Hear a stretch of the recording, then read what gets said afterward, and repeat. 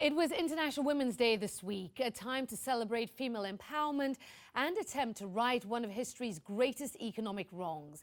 People everywhere were asked to take the pledge for parity and close a gender pay gap that's simply too wide and gone on far too long. Women marched for more rights in Ukraine, demanded equal pay in Guatemala, and rang the opening bells in New York and Cairo demanding gender equality.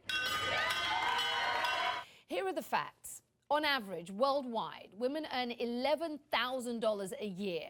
For men, it's more than $20,000.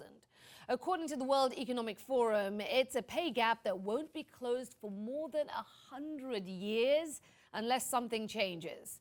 And in Africa, where gender roles can be very old and very tired, women spend an average of 40 billion hours a year walking to get water.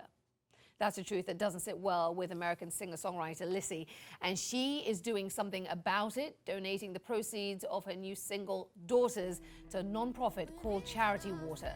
They bring clean, convenient, and sustainable water to areas that need it the most.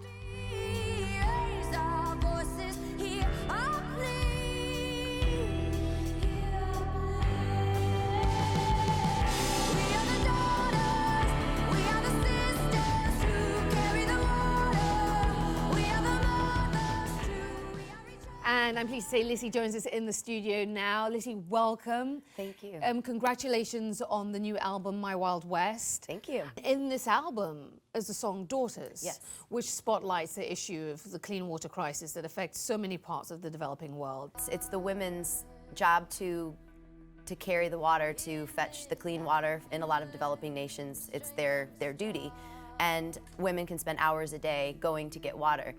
If they weren't doing that, which can be dangerous, they could be getting education, pursuing other interests. Yeah, and I think it's shown now that Charity Water comes into these communities and really tailors the wells to the political, cultural, economic specialness of each territory. They work with local teams that by bringing in wells and also monitoring them if they break and maintaining them, that they're able to give women a leadership opportunity. A lot of the women who are the water managers can be as young as 15 years old. In Mozambique, there's a 15-year-old girl named Natalia who runs the water. So it empowers women, it gives them a position of leadership, it gives them time to get educated. There's a lot of statistics that show that, you know, if women are brought into the economy, we'd be able to end poverty Absolutely. in third world countries much sooner and much more easily.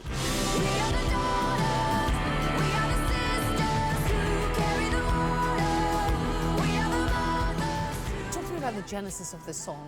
Why did you feel compelled, I guess, to write it?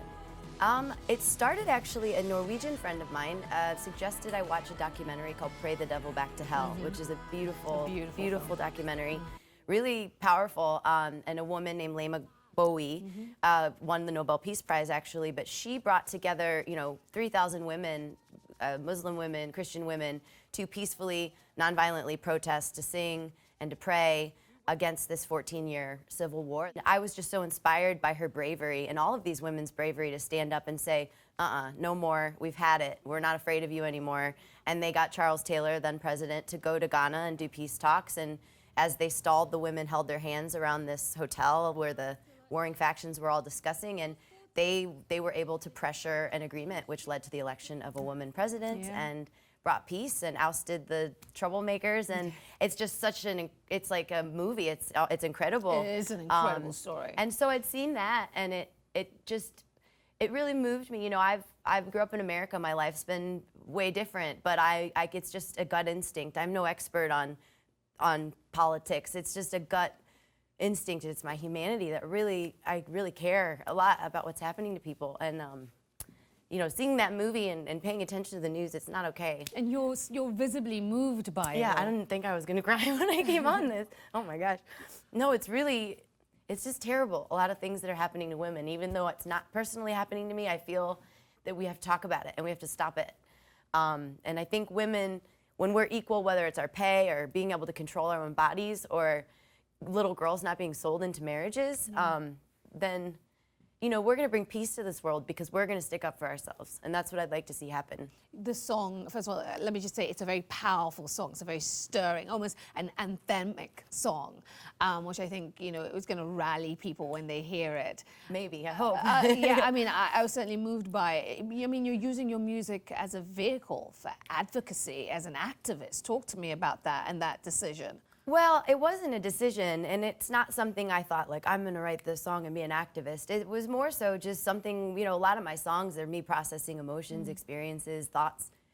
It's something that I happened to write and wanted to share. But the great thing is that by partnering with Charity Water and finding a really tangible way to help people, if you download my song, you watch the video, you can donate whatever you want to this project, and you'll be able to very tangibly support women. It's great that you're adding your voice to this, and we're so pleased that you could be here to talk about the song Daughters and just, you know, how strongly you feel about the issue of women and girls empowerment. So thank you for that, Lissie. Oh, you're welcome. Thank you for having me on. It's really nice. And I know you're sticking around. Lissie is sticking around, and she's actually going to play Daughters for us here in the studio. So stick around for a special performance of a very, very beautiful song. We're the sisters who carry the